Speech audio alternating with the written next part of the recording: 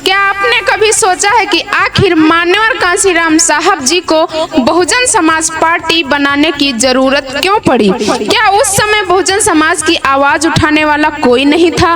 और आखिर ऐसा क्या हुआ कि एक सरकारी नौकरी करने वाला व्यक्ति अपना पूरा जीवन इस समाज के नाम कर गया? रुकिए, क्योंकि आज की यह कहानी सिर्फ एक राजनीतिक पार्टी की नहीं बल्कि उस आंदोलन की कहानी है जिसने करोड़ों लोगों को नई पहचान और नई दिशा दी। नमस्कार साथियों, मैं हूं सुषमा गौतम और आप देख रहे हैं भीम मिशन यूपी। साथियों, आज हम बात करेंगे उस सवाल की जिसका जवाब हर बहुजन युवा को जानना चाहिए। आखिर मान्यवर कांशीराम साहब ने बहुजन समाज पार्टी क्यों बनाई? कहानी शुरू होती है उस दौर से जब देश आजाद तो हो चुका था, लेकिन समाज का एक बड़ा वर्ग अभी भी सामाजिक, शैक्षिक और राजनीतिक रूप से पीछे था। कांशीराम साहब ने देखा कि संविधान ने हमें अधिकार तो दे दिए हैं, लेकिन उन अधिकारों का लाभ हर व्यक्ति तक नहीं पहुंच पा रहा था।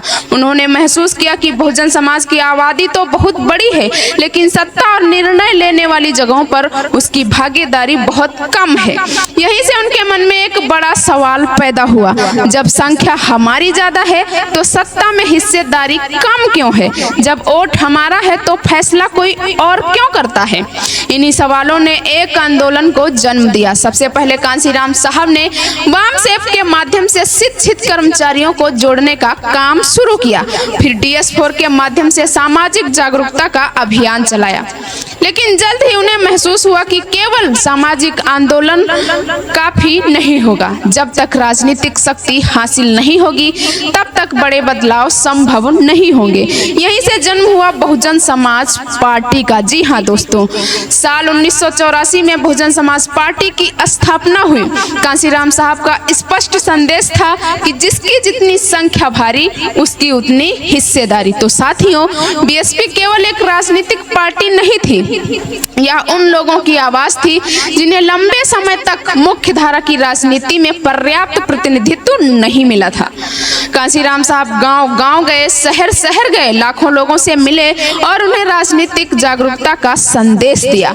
कई बार उनका मजाक उड़ाया गया, कई बार कहा गया कि यह आंदोलन सफल नहीं होगा, लेकिन उन्होंने हार नहीं मानी और फिर एक दिन वही आंदोलन उत्तर प्रदेश की सत्ता तक पहुंचा। बहन कुमारी मायावती जी देश की सबसे बड़े राज्य की मुख्यमंत्री बनी। यह सिर्फ एक व्यक्ति की जीत नहीं थी साथियों, यह उस सोच की जीत थी जिसे कांशीराम साहब वर्षों से लेकर चल रहे थे।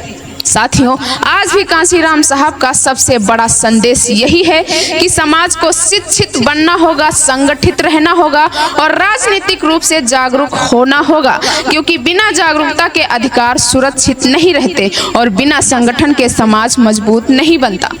अब मैं आपसे पूछना चाहती हूँ कि क्या आज की युवा पीढ़ी कांशीराम साहब के संघर्ष और विचारों को ठीक से जानती है? क्या उनके मिशन को नई पीढ़ी तक पहुँचाना जरूरी है? कमेंट में अपनी राय जरूर बताइए। वीडियो पसंद आया हो तो लाइक कीजिए, शेयर कीजिए और भीम मिशन यूपी को सब्सक्राइब करना मत भूलिए।